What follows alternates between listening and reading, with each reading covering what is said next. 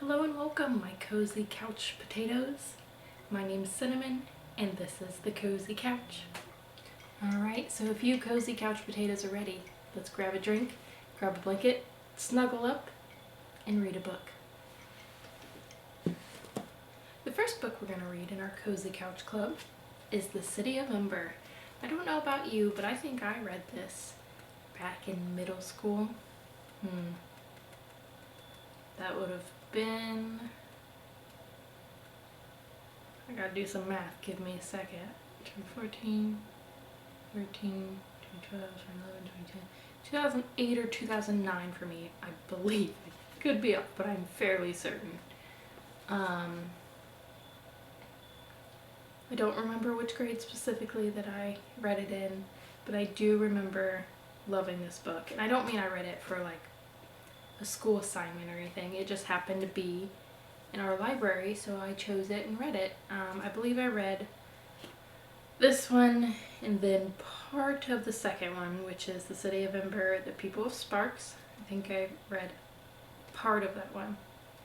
But I want to go back and reread some of the books that I read in school that I know that I loved. And this just happened to be the first series. So I'm super excited to take this journey with you. And so why don't we start with the back description. Ember is the only light in a dark world, but now its lamps are beginning to flicker. The City of Ember was built as a last refuge for the human race. 200 years later, supplies are running low and terrifying blackouts are sweeping through the streets. It is only a matter of time before the lights go out and never come back on again. When Lena finds part of a secret message, she's sure it holds a clue that will save Ember. She enlists her friend Dune, and together they explore long-forgotten parts of their dying city as they race to solve the mystery. If they succeed, they will have to convince everyone to follow them into danger. But if they fail, the lights will burn out and the darkness will close in forever. Alright, I don't know about you, but I'm excited. Oh, cool. It's been so long that I don't even remember if the book that I read had a map in it. I'm sure it did, but I don't remember. Legend. Lena's apartment, Dune's apartment. Where does Lena live? Dune lives there. Dune lives on Greenhouse Street. Where does Lena? There she is. Quilliam Square is where she lives, near. Where are the public benches? Subterranean river. Kiosk. Vegetable market. Cool. Alright, why don't we start? Alright, we're going to start with instructions. When the City of Ember was just built and not yet inhabited, the chief builder and the assistant builder, both of them weary, sat down to speak of the future. They must not leave the city for at least 200 years, said the city builder, or perhaps 220. Is that long enough? Asked his assistant. It should be. We can't know for sure. And when the time comes, said the assistant, how will they know what to do? We'll provide them with instructions, of course, the chief builder replied. But who will keep the instructions? Who can we trust to keep them safe and secret all that time? The mayor of the city will keep the instructions, said the chief builder. We'll put them in a box with a timed lock, set to open on the proper date.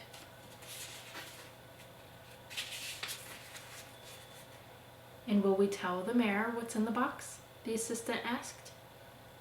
No. Just that it's information they don't need and must not see until the box opens of its own accord. So the first mayor will pass the box to the next mayor, and that one to the next, and so on down through the years, all of them keeping it secret all that time? What else can we do? Asked the chief builder. Nothing about this endeavor is certain. There may be no one left in the city by then, or no safe place for them to come to.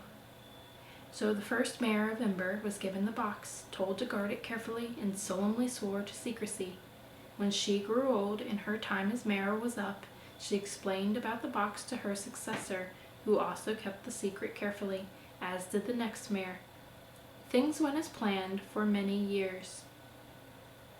But the seventh mayor of Ember was less honorable than the ones who'd come before him, and more desperate. He was ill. He had the coughing sickness that was common in the city then.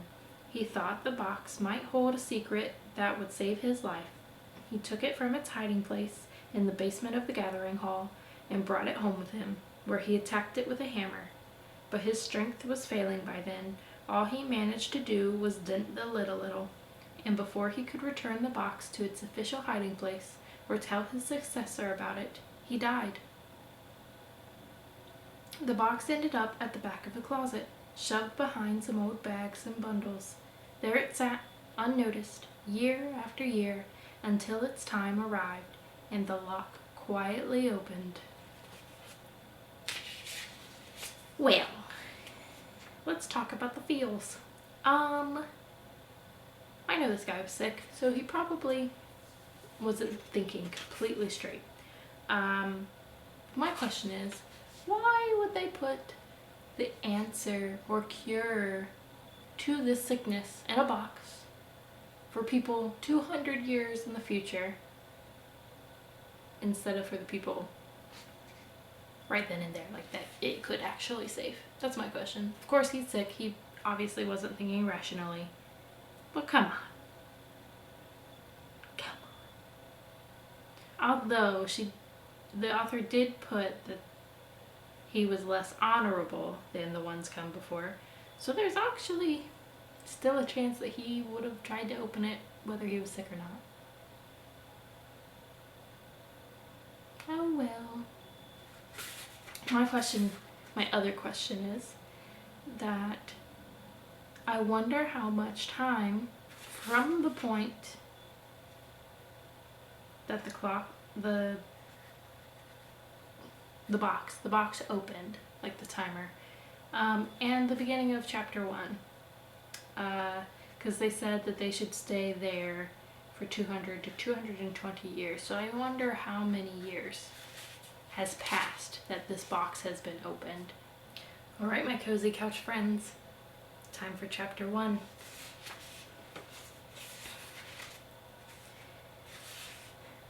In the City of Ember, the sky was always dark.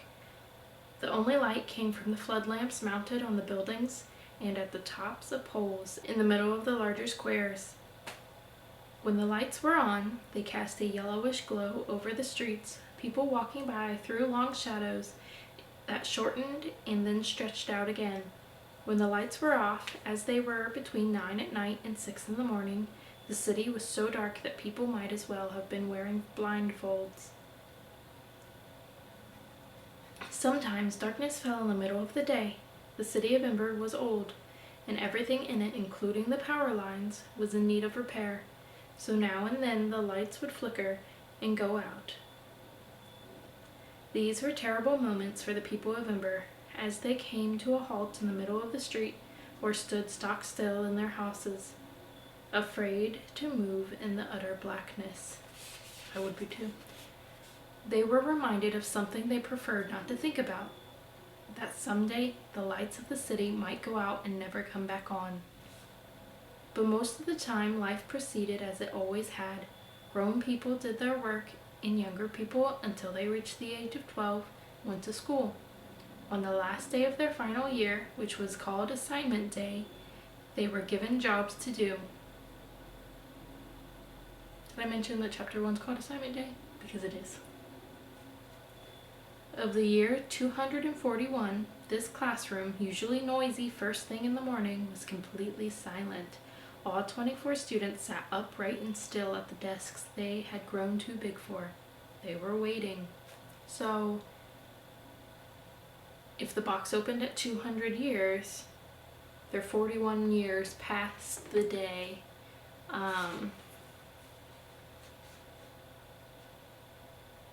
The day it opened. But if they're 220, if they if the box opened at 220, then there are 21 years past the day it opened.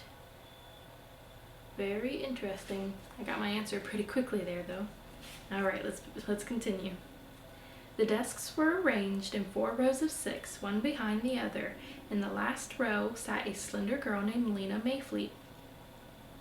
She was winding a strand of her long dark hair around her finger, winding and unwinding it again and again. Sometimes she plucked at a thread on her ragged cape, or bent over to pull on her socks, which were loose and tended to slide down around her ankles. One of her feet tapped the floor softly. In the second row was a boy named Dune Harrow. He sat with his shoulders hunched, his eyes squeezed shut in concentration, and his hands clasped tightly together. His hair looked rumpled, as if he hadn't combed it for a while. He had dark, thick eyebrows, which made him look serious at the best of times, and when he was anxious or angry, came together to form a straight line across his forehead. His brown corduroy jacket was so old that its ridges had flattened out. Both the girl and the boy were making urgent wishes. Dune's wish was very specific. He repeated it over and over again, his lips moving slightly, as if he could make it come true by saying it 1,000 times. Lena was making her wish in pictures rather than in words. In her mind's eye, she saw herself running through the streets of the city in a red jacket. She made this picture as bright and real as she could. Lena looked up and gazed around the schoolroom. She said a silent goodbye to everything that had been familiar for so long.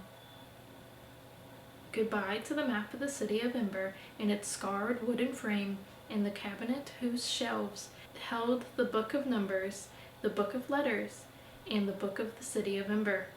Goodbye to the cabinet drawers labeled new paper and old paper. Goodbye to the 3 electric lights in the ceiling that seemed always, no matter where you sat, to cast the shadow of your head over the page you were writing on. And goodbye to their teacher, Miss Thorne, who had finished her last day of school speech, wishing them luck in the lives they were about to begin.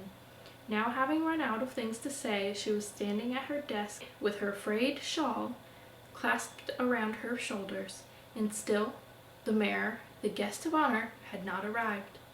Someone's foot scraped back and forth on the floor. Miss Thorne sighed. Then the door rattled open, and the mayor walked in. He looked annoyed, as though they were the ones who were late. "Welcome, Mayor Cole," said Miss Thorne. She held out her hand to him. The mayor made his mouth into a smile. "Miss Thorne," he said, enfolding her hand, "greetings another year." The mayor was a vast, heavy man, so big in the middle that his arms looked small and dangling. In one hand he held a little cloth bag. He lumbered to the front of the room and faced the students. His gray, drooping face appeared to be made of something stiffer than ordinary skin. It rarely moved except for making the smile that was on it now. "Young people of the highest class," the mayor began. He stopped and scanned the room for several moments. His eyes seemed to look out from far back inside his head. He nodded slowly. "Assignment day now, isn't it? Yes. First we get our education, then we serve our city." Again his eyes moved back and forth along the rows of students, and again he nodded, as if someone had confirmed what he had said. He put the little bag on Miss Thorne's desk and rested his hand on it. "What will that service be, eh? Perhaps you're wondering." He did his smile again, and his heavy cheeks folded like drapes. Lena's hands were cold. She wrapped her cape around her and pressed her hands between her knees. "Please hurry, Mr. Mayor," she said quietly. "Please just let us choose and get it over with." Dune in his mind was saying the same thing, only he didn't say please. "Something to remember," the mayor said, holding up one finger. "Job you draw today is for 3 years. Then evaluation. Are you good at your job? Fine, you may keep it. Are you unsatisfactory? Is there a greater need elsewhere? You will be reassigned. "It is extremely important," he said, jabbing his finger at the class, "for all work of Ember to be done. To be properly done." I'm sure he did it differently, but that's how I'm doing it. He picked up the bag and pulled open the drawstring. "So, let us begin. Simple procedure. Come up one at a time, reach into this bag, take one slip of paper, read it out loud." He smiled and nodded. The flesh under his chin bulged in and out. "Who cares to be first?" No one moved. Lena stared down at the top of her desk. There was a long silence. Then Lizzie Biscoe, one of Lena's best friends, sprang to her feet. "I would like to go first," she said in her breathless voice. "Good. Walk forward." Lizzie went to stand before the mayor. Because of her orange hair, she looked like a bright spark next to him. "Now choose." The mayor held out the bag with one hand and put the other behind his back, as if to show he would not interfere. Lizzie reached into the bag and withdrew a tightly folded square of paper. She unfolded it carefully. Lena couldn't see the look on Lizzie's face, but she could hear the disappointment in her voice as she read out loud, "Supply Depot Clerk." "Very good," said the mayor. "A vital job." Lizzie trudged back to her desk. Lena smiled at her, but Lizzie made a sour face. Supply Depot Clerk wasn't a bad job, but it was a dull one. The Supply Depot clerk sat behind a long counter, took orders from the storekeepers of Ember, and sent the carriers down to bring up what was wanted from the vast network of storerooms beneath Ember's streets. The storerooms held supplies of every kind: canned food, clothes, furniture, blankets, light bulbs, medicine, pots and pans, reams of paper, soap, more light bulbs, everything the people of Ember could possibly need. The clerks sat at their ledger books all day, recording the orders that came in and the goods that went out. Lizzie didn't like to sit still. She would have been better suited to do something else. Lena thought messenger, maybe the job Lena wanted for herself. Messengers ran through the city all day, going everywhere, seeing everything. "Next," said the mayor. This time 2 people stood up at once, Orly Gordon and Chet Nome. Orly quickly sat down again and Chet approached the mayor. "Choose, young man," said the mayor. Chet chose. He unfolded his scrap of paper. "Electrician's helper," he read. His wide face broke into a smile. Lena heard someone take a quick breath. She looked over to see Dune pressing a hand against his mouth. You never knew each year exactly which jobs would be offered. Some years there were several good jobs like greenhouse helper, timekeeper's assistant, or messenger, and no bad jobs at all. Other years, jobs like pipeworks laborer, trash sifter, and mold scraper were mixed in, but there would always be at least 1 or 2 jobs for electrician's helper. Fixing the electricity was the most important job in Ember, and more people worked at it than at anything else. Orly Gordon was next. She got the job of building repair assistant, which was a good job for Orly. She was a strong girl and liked hard work. Vindy Chance was made a greenhouse helper. She gave Lena a big grin as she went back to her seat. She'll get to work with Clary, Lena thought. Lucky? So far, no one had picked a really bad job. Perhaps this time there would be no bad jobs at all. The idea gave her courage. Besides, she had reached the point where the suspense was giving her a stomachache. So as Vindy sat down, even before the mayor could say next, she stood up and stepped forward. The little bag was made of faded green material, gathered at the top with a black string. Lena hesitated a moment, then put her hand inside and fingered the bits of paper. Feeling as if she were stepping off a high building, she picked one. She unfolded it. The words were written in black ink in small, careful printing. "Pipeworks laborer," they said. She stared at them. "Out loud, please," the mayor said. "Pipeworks laborer," Lena said in a choked whisper. "Louder," said the mayor. "Pipeworks laborer," Lena said again, her voice loud and cracked. There was a sigh of sympathy from the class. Keeping her eyes on the floor, Lena went back to her desk and sat down. Pipeworks laborer worked below the storerooms in the deep labyrinth of tunnels. that contained Ember's water and sewer pipes. They spent their days stopping up leaks and replacing pipe joints. It was wet, cold work. It could even be dangerous. A swift underground river ran through the pipeworks, and every now and then someone fell into it and was lost. People were lost occasionally in the tunnels too, if they strayed too far. Lena stared miserably down at a letter B someone had scratched into her desktop long ago. Almost anything would have been better than pipeworks laborer. Greenhouse helper had been her second choice. She imagined with longing the warm air and earthy smell of the greenhouse, where she could have worked with Clary, the greenhouse manager, someone she'd known all her life. She would have been content as a doctor's assistant too, binding up cuts and bones. Even sweet streeper or cart puller would have been better. At least then she could have stayed above ground, with space and people around her. She thought going down into the pipeworks must be like being buried alive. One by one, the other students chose their jobs. None of them got such a wretched job as hers. Finally, the last person rose from his chair and walked forward. It was Dune. His dark eyebrows were drawn together into a frown of concentration. His hands, Lena saw, were clenched into fists at his side. Dune reached into the bag and took out the last scrap of paper. He paused a minute, pressing it tightly in his hand. "Go on," said the mayor. "Read." Unfolding the paper, Dune read, "Messenger." He scowled, crumpled the paper, and dashed it to the floor. Lena gasped. The whole class rustled in surprise. Why would anyone be angry to get the job of messenger? "Bad behavior!" cried the mayor. His eyes bulged and his face darkened. "Go to your seat immediately." Dune kicked the crumpled paper into a corner. Then he stalked back to his desk and flung himself down. The mayor took a short breath and blinked furiously. "Disgraceful," he said, glaring at Dune. "A childish display of temper. Students should be glad to work for their city. Ember will prosper if all citizens do their best." He held up a stern finger as he said this and moved his eyes slowly from one face to the next. Suddenly Dune spoke up. "But Ember is not prospering," he said. "Everything is getting worse and worse." "Silence!" cried the mayor. "The blackouts!" cried Dune.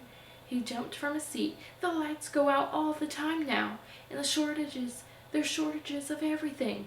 If no one does anything about it, something terrible is going to happen." Lena listened with a pounding heart. What was wrong with Dune? Why was he so upset? He was taking things too seriously, as he always did. Don't think you can take the lights going out too seriously. I think he's serious enough about it. Miss Thorne strode to Dune and put a hand on his shoulder.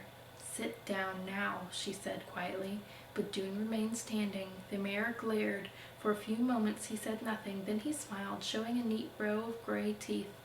"Miss Thorne," he said, "who might this young man be?" "I am Dune Harrow," said Dune. "I will remember you," said the mayor. He gave Dune a long look, then turned to the class and smiled his smile again. "Congratulations to all," he said. "Welcome to Ember's workforce. Miss Thorne, class, thank you." The mayor shook hands with Miss Thorne and departed. The students gathered their coats and caps and filed out of the classroom. Lena walked down the wide hallway with Lizzie, who said, "Poor you! I thought I picked a bad one, but you got the worst. I feel lucky compared to you." Once they were out of the door, Lizzie said goodbye and scurried away as if Lena's bad luck were a disease she might catch.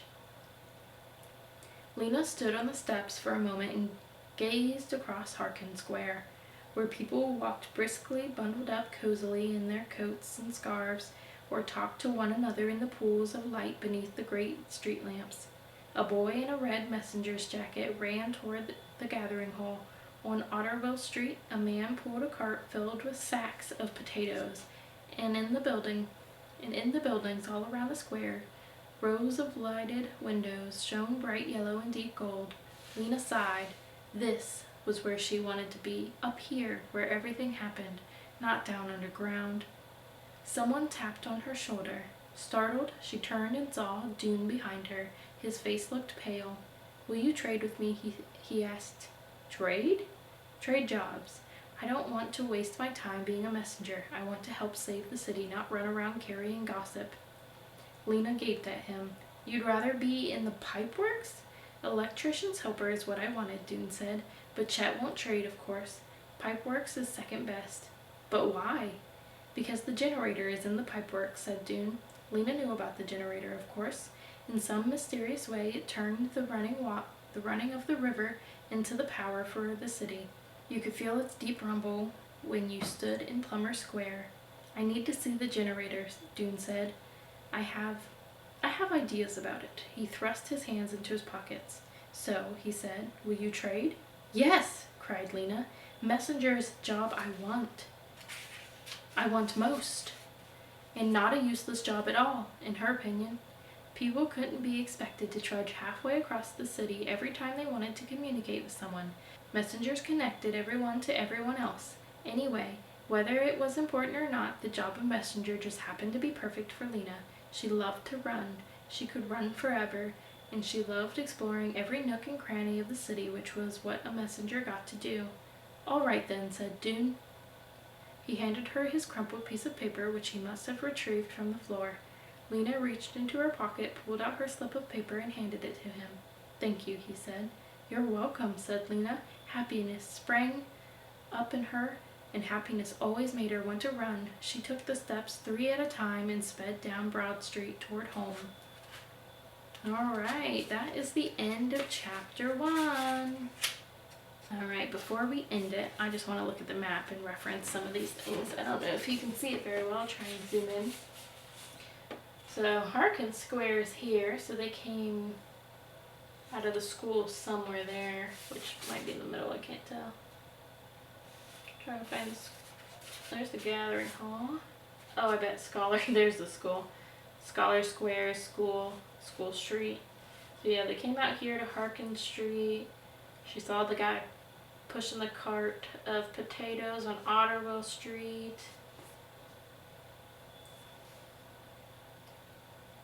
Let's see. What'd she say? Broad Street was where she saw the messenger, I think. Then she said you could feel the generator on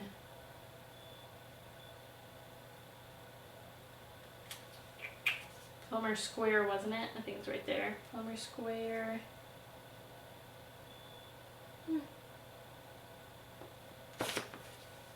Very cool, in my opinion. Alright, Cozy Couch Potatoes, that's it for this video. I hope to see you next time when we dive into chapter 2. Bye!